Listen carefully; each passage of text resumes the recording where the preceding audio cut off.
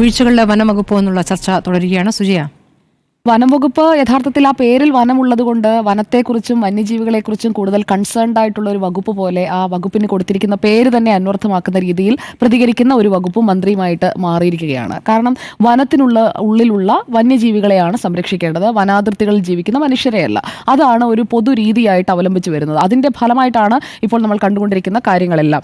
ജനവാസ മേഖലയിൽ ഇറങ്ങി വന്യജീവികൾ വനത്തിനുള്ളിൽ ഇരിക്കുമ്പോൾ വന്യജീവികളുടെ അടുത്തേക്ക് ചെന്ന് ആ ആക്രമണം ഏറ്റുവാങ്ങുന്ന സംഭവങ്ങളും അതോടൊപ്പം തന്നെ ജനവാസ മേഖലയിൽ ഇറങ്ങി ആക്രമണം നടത്തുന്ന വന്യജീവികളാൽ കൊല്ലപ്പെടുന്ന മനുഷ്യരുടെ മരണമുണ്ടാകുന്ന സംഭവങ്ങളും, ഇത് രണ്ടുമാണ് നമ്മൾ ഒരു ത്രാസിലെടുത്ത് തൂക്കി നോക്കേണ്ടത്. അതിലിപ്പോൾ കൂടി വരുന്നത് ജനവാസ മേഖലയിലെ ആക്രമണങ്ങളാണ്. വനത്തിലേക്ക് പോകുമ്പോൾ വനവിഭവങ്ങൾ ശേഖരിക്കാൻ പോകുന്ന ആദിവാസി വിഭാഗങ്ങളിൽപ്പെട്ട ആളുകൾ വന്യജീവി ആക്രമണത്താൽ കൊല്ലപ്പെടുന്നത് പോലെയല്ല, വനാതിർത്തികളിൽ ജനവാസ മേഖലയിൽ നല്ല ജനസാന്ദ്രതയുള്ള പ്രദേശങ്ങളിൽ താമസിക്കുന്ന മനുഷ്യർക്കിടയിലേക്ക് ടൗണിലൂടെ അടക്കം കടന്നു പോകുന്ന വന്യമൃഗങ്ങളെ കണ്ട് പേടിച്ചിരിക്കേണ്ട. ഇപ്പോൾ ആൻഡ്രോ സാറിന് അതിൻ്റെ ഒരു വേദനയൊക്കെ നന്നായി മനസ്സിലാകും. കാരണം വയനാട്ടിലൊക്കെ മനുഷ്യനിറങ്ങി നടക്കുന്നത് പോലെ വനത്തിൽ നിന്ന് പുറത്തിറങ്ങി നടുറോഡിലൂടെയൊക്കെ പുലിയും കടുവയും ആനയും കാട്ടാനയും ഒക്കെ പോകുന്ന സ്ഥിരം കാഴ്ചയാണ്. അവിടെ മാത്രമല്ല, പാലക്കാട്ടായാലും ഇടുക്കിയിലായാലും ഏറ്റവും കൂടുതൽ കേരളത്തിൽ വനവിസ്തൃതിയുള്ള പ്രദേശങ്ങളാണല്ലോ.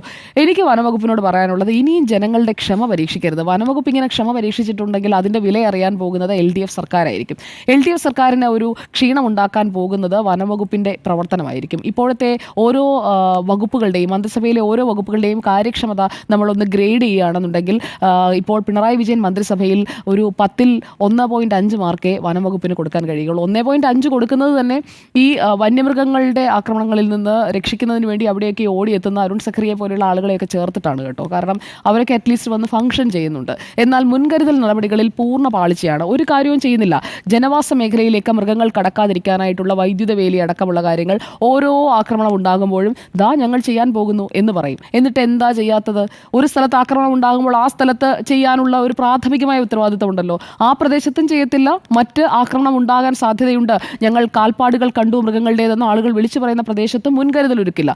ജീവൻ നഷ്ടപ്പെടണം. ജീവൻ നഷ്ടപ്പെട്ടതിന് ശേഷം അവിടെ വന്നിട്ടൊരു ഗിമ്മിക്ക് കാണിക്കും. അതിനപ്പുറം ഒന്നുമില്ല. പിന്നെ മരിച്ചയാൾക്ക്, നേരത്തെ ആൻഡ്രോ സാറൊക്കെ സൂചിപ്പിച്ചതുപോലെ, മരിച്ചയാളുടെ കുടുംബത്തിന് ഒരു തുക കിട്ടിക്കഴിഞ്ഞാൽ അവരുടെ ജീവിതം എത്ര കാലം ആ തുക കൊണ്ട് മുന്നോട്ട് പോകും? ആ മനുഷ്യൻ ജീവിച്ചിരുന്നാലുള്ള ആ കുടുംബത്തിനുള്ള ഒരു കരുതൽ ആ പണം കൊണ്ട് കിട്ടുമോ? 5 ലക്ഷം അല്ലെങ്കിൽ 10 ലക്ഷമാണ് ഇപ്പോൾ തീരുമാനിച്ചിരിക്കുന്നത്, 6-4 എന്നുള്ള മാനദണ്ഡത്തിൽ.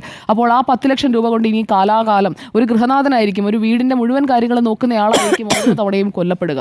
അപ്പോൾ അങ്ങനെയുള്ള ഒരു മനുഷ്യൻ ഇല്ലാതാകുമ്പോൾ ആ കുടുംബത്തിനുണ്ടാകുന്ന നഷ്ടമെന്ന് പറയുന്നത് 10 ലക്ഷത്തിൻ്റെ നഷ്ടമല്ല. 10 ലക്ഷത്തിൻ്റെ നഷ്ടമല്ല ആ കുടുംബത്തിന് ഉണ്ടാകുന്നത് എന്നതാണ് പ്രാഥമികമായി മനസ്സിലാക്കേണ്ടത്. മനുഷ്യജീവന് വിലയിടുന്ന ഒരു വകുപ്പായി വനംവകുപ്പ് അധപ്പതിച്ചിരിക്കുന്നു എന്നുള്ളതാണ് ഈ വിഷയത്തിൽ എൻ്റെ അഭിപ്രായം. ഇതിൽ പൂർണ്ണമായ നിസ്സംഗതയുണ്ട്. KU ജനീഷ് കുമാർ MLA പറഞ്ഞ വാചകം, അല്ലെങ്കിൽ KU ജനീഷ് കുമാർ MLA അവിടെ പാടം ഫോറസ്റ്റ് ഓഫീസിൽ പോയി നക്സലുകൾ വരും എന്നൊക്കെ പറഞ്ഞ് ഭീഷണിപ്പെടുത്തുന്ന വിരട്ടുന്ന വീഡിയോ ആദ്യം കാണുമ്പോൾ ജനീഷ് കുമാർ ഒരു MLA അല്ലേ, ഇങ്ങനെയൊക്കെ ചെയ്യാൻ പാടുണ്ടോ എന്നൊക്കെ തോന്നിപ്പോകുന്ന ആളുകളുണ്ടാകും. അവരോടായി എനിക്ക് പറയാനുള്ളത്, KU ജനീഷ് കുമാർ വരുന്നത് ഞാൻ മനസ്സിലാക്കുന്നതനുസരിച്ച് കുറച്ച് ഉൾപ്രദേശത്തു നിന്നാണ്, സീതത്തോട് ആ ഭാഗത്തു നിന്നാണ് വരുന്നത്. അപ്പോൾ ഈ വനവും വന്യജീവിയും ഒക്കെ നന്നായി അറിയാവുന്ന ഒരു MLA ആണ്. അപ്പോൾ ഈ കൊണ്ടവനെ അതിൻ്റെ വില അറിയുമെന്ന് പറയുന്നത് പോലെയാണ് ജനീഷ് കുമാർ വളരെ സ്വാഭാവികമായി വന്ന് പ്രതികരിച്ചതാണ്. ഇതിപ്പോൾ ആരായാലും അങ്ങനെ പ്രതികരിക്കും. ആ ഒരു പ്രദേശത്ത് താമസിച്ച് ഇതിൻ്റെ ബുദ്ധിമുട്ടുകൾ മനസ്സിലാക്കി ജീവിച്ച ഒരാളാണെങ്കിൽ പ്രതികരിക്കും. അതേസമയം താമസിക്കുന്നത് മണിമാളികയിലും ജനങ്ങളുടെ ഇടയിലേക്ക് ഇറങ്ങി പ്രവർത്തിക്കേണ്ടതില്ല, ഘടകകക്ഷി ആയതുകൊണ്ട് മന്ത്രിസ്ഥാനം പെട്ടെന്ന് കിട്ടും, അങ്ങനെയൊക്കെയുള്ള ആളുകൾക്ക് ഇതൊന്നും പെട്ടെന്ന് മനസ്സിലാകണമെന്നില്ല. അദ്ദേഹത്തിൻ്റെ കുഴപ്പമല്ല, മനസ്സിലാകാത്തതിൻ്റെയാണ്. അപ്പോൾ ഈ തല പോയാലും ജനങ്ങൾക്കൊപ്പം നിൽക്കുമെന്ന് ഒരാൾ പറയുന്നുണ്ടെങ്കിൽ, അതൊരു ജനപ്രതിനിധിയാണ് പറയുന്നതെങ്കിൽ ജനം അയാൾക്കൊപ്പം നിൽക്കും. KU ജനീഷ് കുമാറിനെതിരായ കുറേ ഹേറ്റ് ക്യാമ്പയിൻസും അതുപോലെ രാഷ്ട്രീയ പ്രചാരണങ്ങളും ഒക്കെ ഞാനും കണ്ടിരുന്നു. പക്ഷേ അതിൽ ജനീഷ് കുമാർ എടുത്ത സ്റ്റാൻഡ് മനസ്സിലാക്കിയതിന് ശേഷം ജനീഷിനൊപ്പം ആളുകൾ നിൽക്കുന്നുണ്ട് എന്നാണ് ഞാൻ മനസ്സിലാക്കുന്നത്. കാരണം പത്തനംതിട്ടയിലെ ആളുകൾക്ക്, അവിടെ വനമേഖലയിലുള്ള ആളുകൾക്ക് അവർക്കറിയാം അതിൻ്റെ ബുദ്ധിമുട്ട്. അപ്പോൾ ആ ബുദ്ധിമുട്ട് മനസ്സിലാക്കാത്ത ഒരു വനമന്ത്രിക്ക് പറയാൻ കഴിയുള്ളൂ. വനമന്ത്രി അന്ന് പറഞ്ഞ സ്റ്റേറ്റ്മെൻറ്റ് എന്താണെന്നറിയോ? ജനപ്രതിനിധികൾ അവരുടെ പ്രവർത്തനങ്ങൾ ജനങ്ങൾ വിലയിരുത്തുമെന്ന ബോധത്തോടെ പ്രവർത്തിക്കണം. നല്ല ഉപദേശമാണ് കൊടുത്തത് വനമന്ത്രി. അത് അദ്ദേഹത്തിന് നമ്മളും അതുപോലെ തന്നെ മറ്റ് ജനപ്രതിനിധികളും പിണറായി വിജയനും കൊടുക്കേണ്ട ഉപദേശമാണ്. അദ്ദേഹത്തിനും അറിഞ്ഞുകൊണ്ട് ഒരു മന്ത്രിയാണെന്നത് മറന്ന സർക്കാരിൽ ഏറ്റവും കൂടുതൽ വകുപ്പ് ഏതാണ്? ബാക്കി വകുപ്പുകളെല്ലാം പ്രവർത്തനങ്ങൾ കാഴ്ചവെക്കുമ്പോൾ ആ ഒരു സർക്കാരിനെ തന്നെ മോശപ്പെടുത്താനായിട്ട് പ്രതിപക്ഷത്തിന് ഇട്ടുകൊടുക്കുകയാണ് ഈ വനംവകുപ്പ്. ഇപ്പോൾ UDF ഏറ്റവും വലിയ ആയുധമാക്കുമെന്ന് ഉണ്ണിസാറൊക്കെ വലിയ ആഹ്ലാദത്തോടെ പറഞ്ഞു. ശരിയാണ്, LDF സർക്കാരിന് ഒരു പൊളിറ്റിക്കൽ സ്റ്റേറ്റ്മെന്റ് ആണ്. എനിക്ക് അതിനകത്ത് ആഹ്ലാദിക്കേണ്ട കാര്യമില്ല. ശരി, അങ്ങ് നിർവികാര നിസ്സാരമായി പറഞ്ഞു, ശരി ഞാൻ ആഹ്ലാദം പിൻവലിച്ചു. അപ്പോൾ LDF സർക്കാരിലെ ഏറ്റവും കൂടുതൽ പഴി കേൾപ്പിക്കുന്ന തരത്തിൽ ഒരു തുടർ ഭരണത്തിലേക്ക് LDF പോകുന്നതിന് തടയിടാൻ ഇപ്പോൾ തദ്ദേശ തെരഞ്ഞെടുപ്പിലടക്കം ഇടതുപക്ഷത്തിന് തുറുപ്പ് ചീട്ട് ഇപ്പൊ മലയോര മേഖലയാണ്. അതാണ് ഞാൻ പറഞ്ഞത്.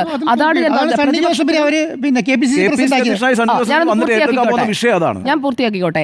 സണ്ണി ജോസഫിനെ കുറിച്ച് ബിനോയ് തോമസിന്റെ മലങ്കൾട്ട് പോസ്റ്റിൽ പറഞ്ഞിരിക്കുന്ന കാര്യം അക്ഷരാർത്ഥത്തിൽ ശരിയാണ്. മലയോര മേഖലയിൽ നിന്ന് വന്ന സണ്ണി ജോസഫിന് ഈ വിഷയം ഹൈലൈറ്റ് ചെയ്തുകൊണ്ട് പൂർണ്ണമായും പഞ്ചായത്ത് ഈ തദ്ദേശ തെരഞ്ഞെടുപ്പിൽ വലിയ രീതിയിലുള്ള ഒരു വിജയത്തിലേക്ക് കൊണ്ടുപോകാൻ UDFനെയും അതുപോലെ തന്നെ കോൺഗ്രസ് സംവിധാനത്തെയും സാധിക്കുന്ന ഒരു സാഹചര്യം നിലവിലുണ്ട്. എന്തായാലും ഇവിടെ ഈ മന്ത്രിയുടെ ആറ്റിറ്റ്യൂഡ് ഇഷ്യൂസ് അതുപോലെ തന്നെ വനവിസ്തൃതിയെക്കുറിച്ച് ഇവിടെ പറഞ്ഞു. അക്കാര്യത്തിൽ എനിക്കൊരു വിയോജിപ്പുണ്ട്. അത് സർക്കാരിൻ്റെ തന്നെ ഡാറ്റ അനുസരിച്ച് വനവിസ്തൃതിയിൽ ഇന്ത്യയിൽ 14ാമത് നിൽക്കുന്ന സംസ്ഥാനമാണ് കേരളം. ഈ കഴിഞ്ഞ 15 വർഷത്തിനകം 2009-നും 2024-നും ഇടയിൽ 222.43 ചതുരശ്ര കിലോമീറ്റർ വനവിസ്തൃതി വർദ്ധിക്കുകയാണ് ചെയ്തിരിക്കുന്നത്. അപ്പോൾ റിസർവ് വനമായി നമ്മുടെ കയ്യിൽ 6442.77 ചതുരശ്ര കിലോമീറ്റർ ഉണ്ട്.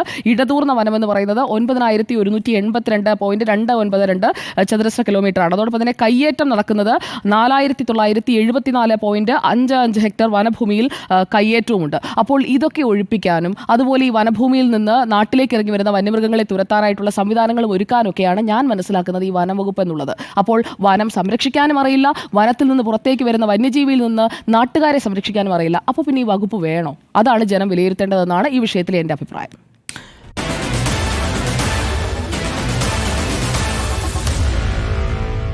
Meet the editors.